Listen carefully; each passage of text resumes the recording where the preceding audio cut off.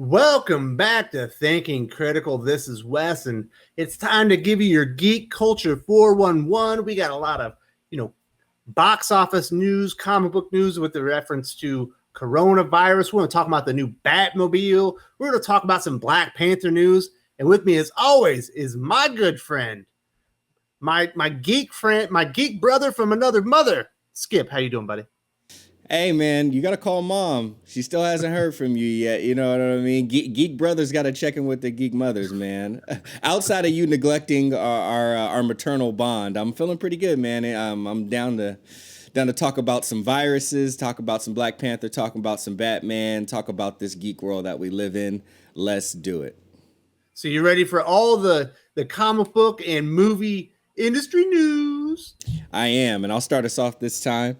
The coronavirus is wreaking havoc on the global box office. Some analysts estimate that the film industry has already lost $5 billion due to decreased revenue and interrupted production. Now the latest Bond film is being pushed back 7 months, and Mulan may never see release in China. Do you see more big budget setbacks coming, Wes? Oh yeah, definitely. I don't see this coronavirus, hysteria, mass fear, going away. Not that it isn't warranted. It certainly is. It going to be a pandemic? It feels like it might be reaching that status. And when you've invested that much money into a big budget movie, like a Bond film, you don't want to put it into a market like that. It's too volatile right now. You never know what city is going to get hit next. I believe, I just talked to Perch. They're shutting down Seattle right now. That's a huge market. That's one of the biggest cities in the United States of America. They're shutting down, they've already shut down cities in China. It seems to be spreading, across Italy and other parts of Europe now. So, this isn't the best market to release a big budget movie with all that financial risk. So I can see them, studios moving those back, maybe pushing up finished productions that are scheduled to release later in the years that maybe don't have that financial investment and financial risk involved.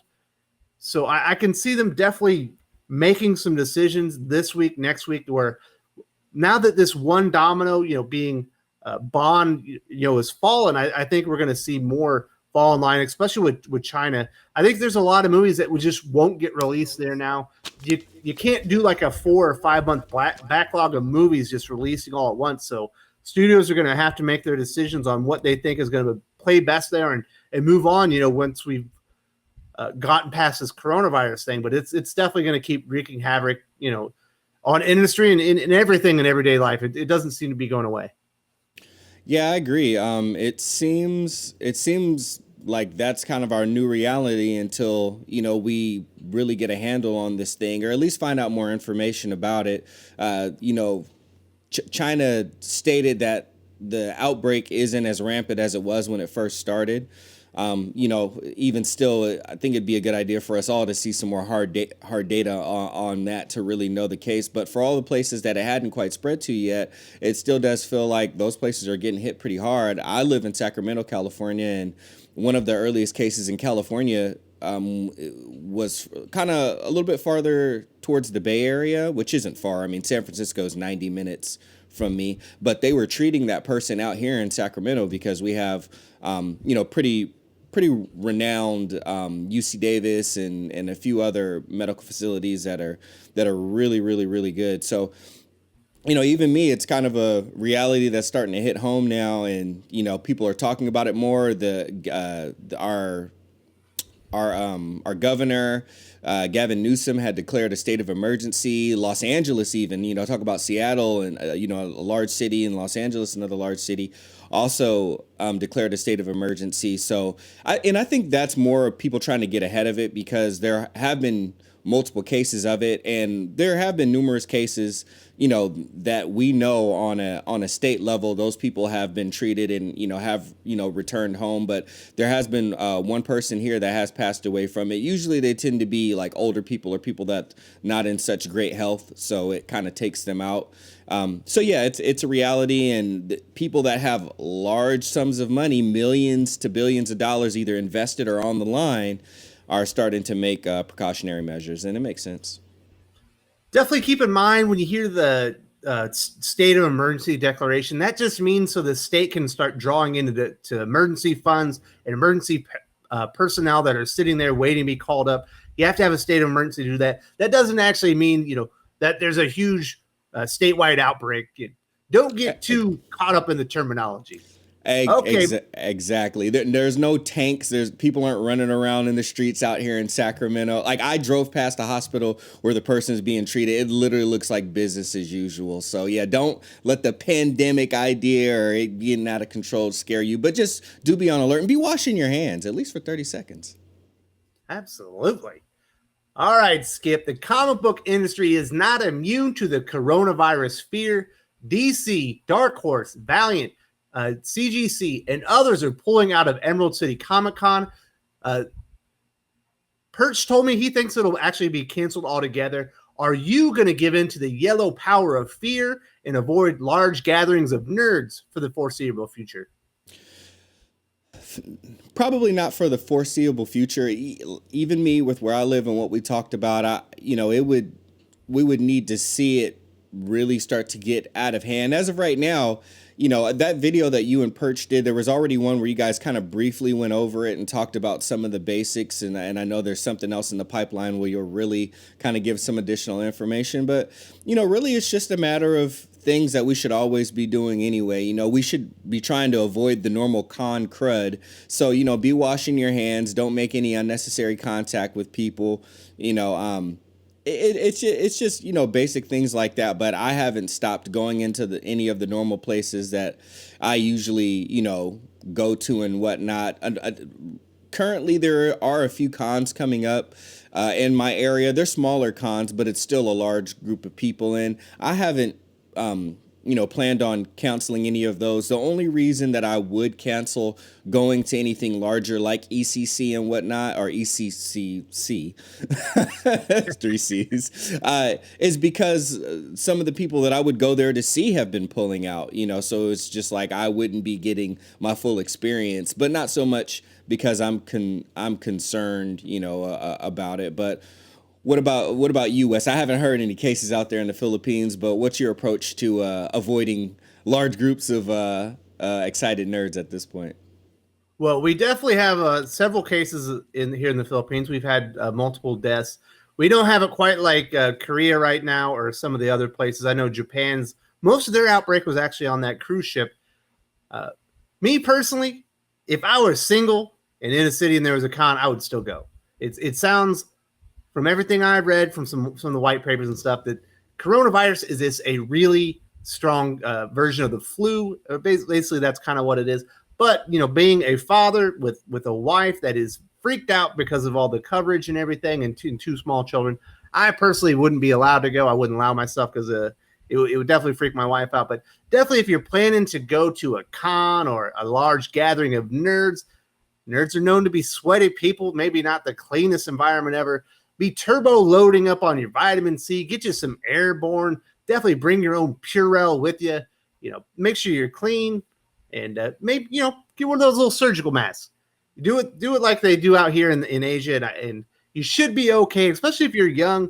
Most of the people that have really been affected and hurt the most are older people. So if you are older yourself, like a Dane Barrett, don't be going out to the cons, man. You take a con season off and do the best thing for you and your family, but don't get too scared.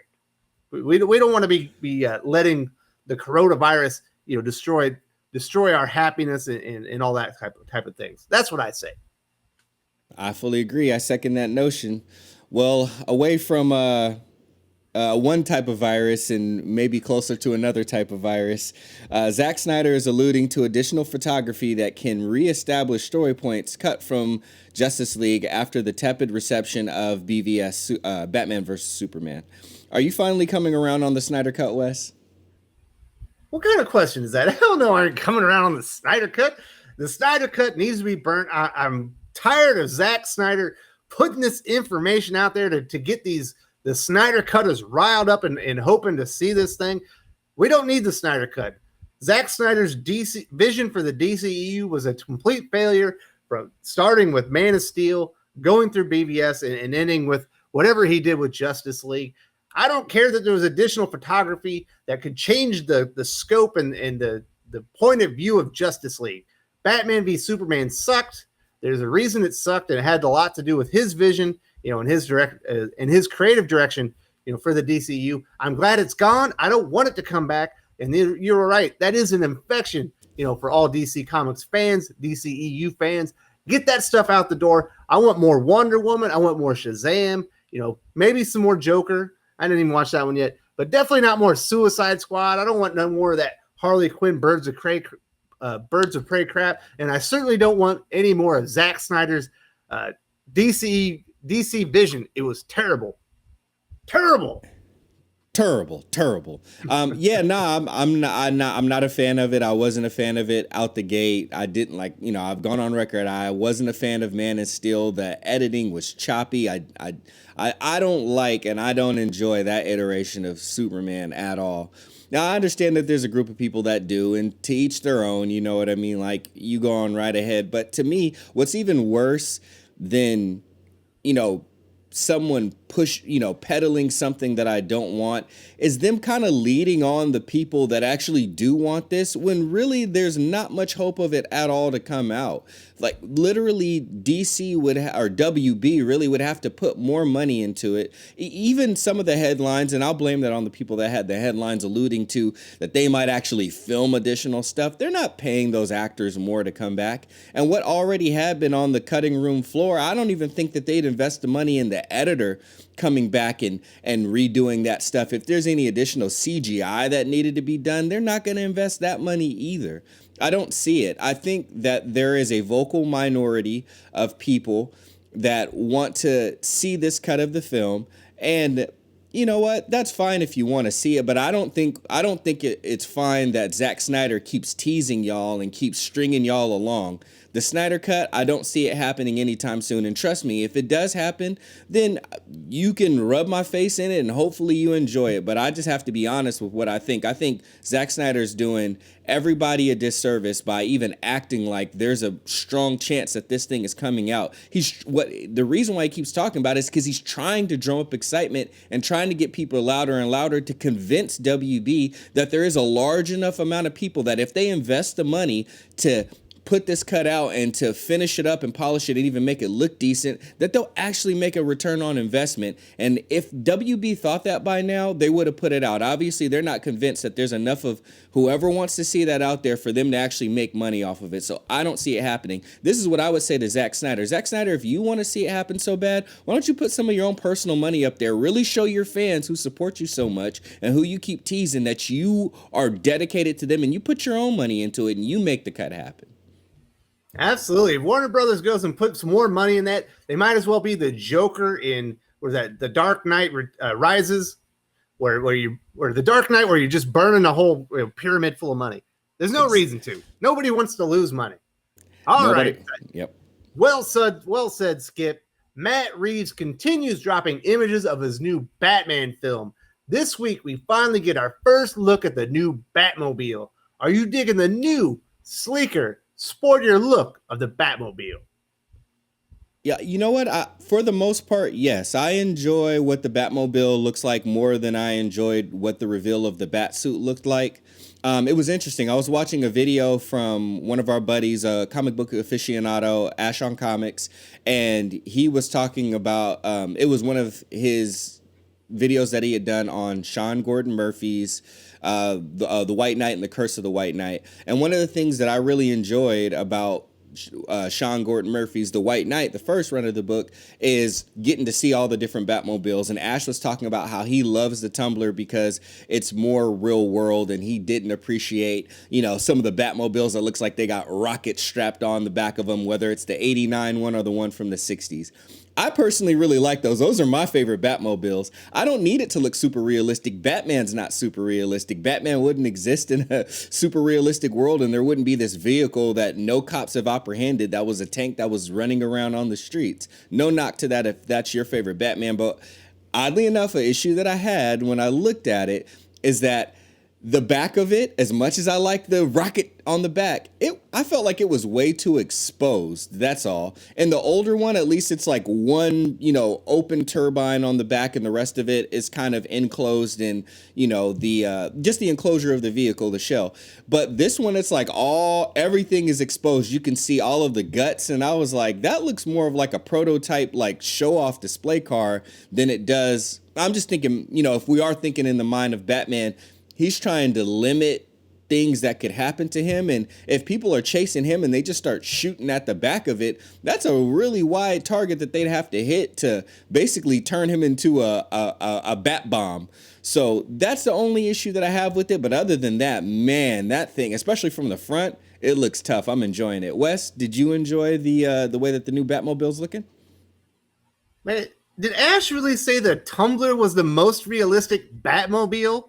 That vehicle was built to jump over rivers and string a bridge across. That's the dumbest idea. That's at least like a practical one. That's ridiculous. But the one from the '60s is absolutely the one, the Batmobile that actually is practical. And yes, there is a bit of a jet engine, but you can certainly make a car with a jet engine in it.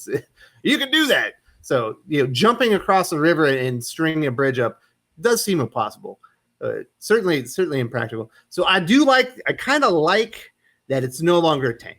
I like that it's more of a muscle car. Kind of gives you a feel for maybe what Batman's gonna be. Maybe he's a little bit more street justice. He needs a muscle car to kind of fit in. Maybe he's less reliant on technology, which I'm all for. Maybe he's more of a hard-nosed detective hitting the streets, solving crimes in Gotham. So I kind of dig the vibe around it, but I do agree with you. The back end of it's kind of weird. I don't get it, but I do like that this is the first practical Batmobile that looks like you could drive it on the streets and you wouldn't get the coat or the National Guard wouldn't get called in to stop you as a legitimate threat to everyone in the city since 1966 in the original Batmobile. So I like the idea. It could have been, executed a little bit better, but it's certainly much better than that bat suit that we already saw. So that's my feelings. I fully agree. All right, well, away from one crime fighter and on to the next. Ta-Nehisi Coates' final issue of Black Panther is issue 25, and that's coming up here soon in July, I believe. Who are you eyeing for the next Black Panther writer, Wes? All right, so this is tough. I would like to read Black Panther. I haven't read enough. I know we just did a long form discussion on Black Panther, which should be released, in a few weeks. Getting rid of Ta-Nehisi Coates is just a great, start. He's had a long run on the character. I don't really think he's done much significant to add to the character, other than the artist. I believe that the artist that he had in his original run really fleshed out Wakanda and really made it what we know today, especially in the MCU. But as far as the next writer of Black Panther, the name that really jumps in my mind, of course, is Brian Edward Hill, because of his amazing work on Killmonger, which I thought it was one of the best miniseries, actually one of the best comics all of 2018, 2019. It sounds like, from what I saw on social media, he might not really be interested in that. So if I were to think outside of the box, and maybe somebody that would do a great job, of course, Christopher Peace jumps to mind, but I don't think he wants to get back in the seat for that one. So I'm going to go with, I'll just go with Chip Zdarsky. He's the best writer at or at Marvel Comics right now. No one does a better job than Chip Zdarsky. He can definitely handle a character like that. I think he will flesh out the lore. I think he will make a very relatable, very powerful, and very heroic Black Panther. And I think he might be just what that character needs right now. I think that's a great recommendation. Chip Zdarsky kind of seems to always get into the mind of the character and then kind of starts there and then kind of expands outside of that character to build a world around them that feels true to the character, and then also brings in enough zingers and twists and whatnot to keep the overall story interesting. So Chip Zdarsky is a really good recommendation.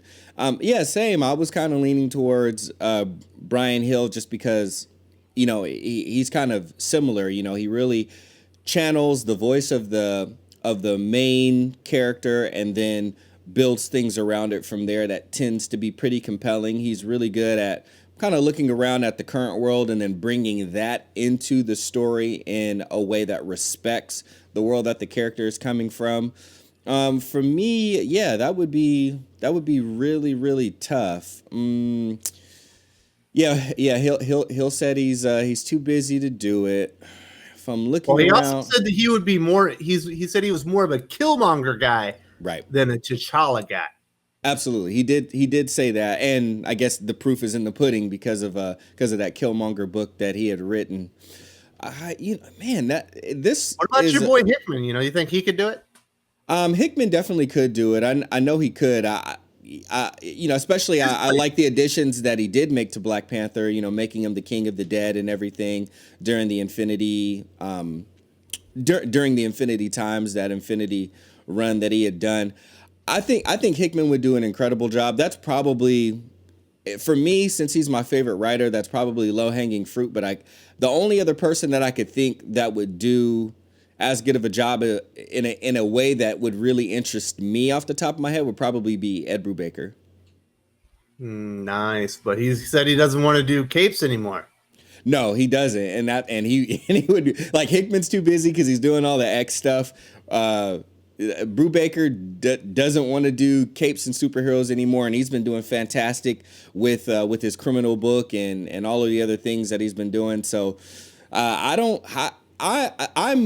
am very interested in seeing who they are going to get, and I don't mind if it's a no-name person as long as they're coming in with some fresh ideas. But Zdarsky, once he's all done with Daredevil, or if they don't bring him into the X line, which I hope they don't. I hope they keep their talent spread out. He's already doing Fantastic Four plus X-Men. I honestly don't, as great as he is, and I know he'd be better than some of the other people, I don't want to bring him in. But if there is one other person that I could think of that I wouldn't mind bringing in, and who isn't completely inundated with X stuff, it might be Benjamin Percy. I might not be too upset to see what a Ben Percy Black Panther would be, but he's doing Wolverine too, so I don't know. Marvel, just don't screw this up. That's all I could ask. Just don't screw this up. No Jerry Duggan, no Jim Zub, and no Cullen Bunn. That's what I'm saying. And no Vidi Alley either. Come on. No, please no. Please no. Sticking with Black Panther, Marvel Studios' Black Panther 2 will sport many returning characters from the original box office smash. Noticeably absent, however, is standout character Eric Killmonger. I know he's supposed to be dead, but aren't we a bit surprised Michael B. Jordan isn't returning to the cast?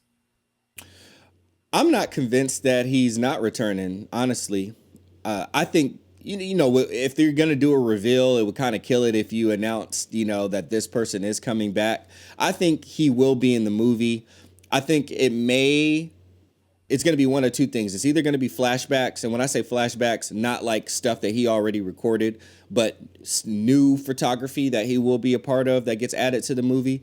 But a long time ago, like as soon as we saw what his fate was in Black Panther, and we saw the reception that the world had given him from his role in there and his performance as Killmonger, I said there's going to be a time in the next one where Black Panther is going to have to go to the Jalia. He's going to have to go to that spirit world.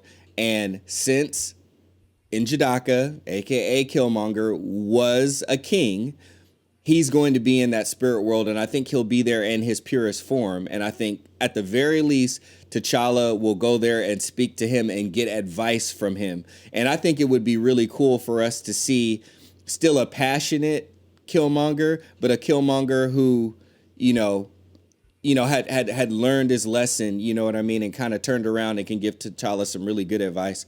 I also theorize, this is going extra geeky, and I won't make it long, in 30 seconds. Within the Brian Stelfreeze and Ta-Nehisi Coates run, they had to go and get Shuri out of the Jalia, and it also involved Manifold. So they had Manifold help, they built a suit, and Manifold helped him go into the Jalia and pull Shuri back out. I think it would be also, obviously X-Men and mutants aren't going to be in there at that time, but I think it'd be dope if they even did something like that. Like he went and communed with Killmonger, saw he was there, and then Shuri, instead of Manifold, helped him build some tech. Instead of pulling Shuri out of the Jalia, the threat that T'Challa was facing was so grand, he was like, man, it would be really awesome if I can get go there, see Eric is renewed in his spirit, go and then pull him back and then bring him back and then have him fight side by side with M'Baku and everybody. I think that would be really interesting. Wes, what do you think? I think the MCU and Marvel Studios have a villain problem. A lot of their villains have been bust. I think Mysterio sucked. Ultron was not very good at all. The Red Skull, even though he had an amazing actor there in Hugo Weaving, not really a standout character. Really, they've only had 3 villains, in my opinion, that have stood out as villains worth bringing back: Loki, Thanos, and Eric Killmonger. So I would hate to see him waste such a great actor and a great villain that they put the time into, and he actually connected with audiences. Audiences still want to see that character. Why would you waste him? They've wasted so many villains that should have been great, should have been cool. Whiplash sucked. So many of them just been terrible. Eric Killmonger kicked ass. Bring him back, people. We bring him back. I don't care if he's dead. It's comic books. It's comic book movies. Bring him back from the dead. We need him back in the MCU if you want to have a good, cool MCU for people to come back to. Because I don't think everyone's as excited for Phase 4 as they were for Phase 3. I fully agree. And honorable mention to Vulture, played by Michael Keaton, honorable mention to. There's been 4. Vulture was good. What about I personally, even though I know a lot of people didn't like Ragnarok, I also liked Hela, Kate Blanchett. I think her performance was really, really solid as the villain, and I think that she got wasted. Stuff. You don't like Kate Blanchett? Impractical and stupid. I don't care if it was from the comic books. Fine, whatever. I still like Kate Blanchett. Kate Blanchett, call me. Oh my jeez. You're probably one of those guys that thought she stole the show in Lord of the Rings. Oh, no. She didn't. Well, maybe a little bit. Exactly. God, you have no credibility here. Why do we keep bringing you back? Kate Blanchett, I'm getting fired. The least you can do is call me. All right. Well, I think that'll just about do it for your Geek Culture 411, your comic industry news. Thank you so much, Skip, for joining me today. Had a lot of fun. We'll be right back here next week. We're going to be reviewing Jonathan Hickman's Decorum. I believe that comes out next week, as well as another episode of geek-span.